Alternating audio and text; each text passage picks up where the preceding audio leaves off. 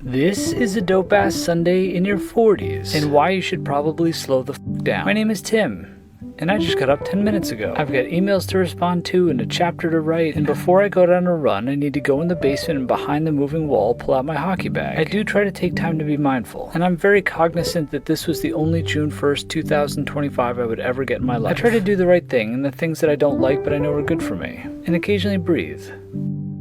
I like to try to get the hard things out of the way first, and take a moment to say how proud I am of my daughter out loud when it hits me. I like to celebrate my wife, and that's her client Marina, who she's training to run a 100-mile race. I like slow strolls to local bodegas, and then also run into my basement to do a voiceover before packing my hockey bag for the Stanley Cup final. I have a new game glove I need to make sure is as broken in as humanly possible, in case of double emergency. And after spending a bit of time in my office doing some writing, I heard a bit of commotion upstairs. They were starting to rearrange my daughter's room, and it started to break my heart a little bit, maybe more like a lot.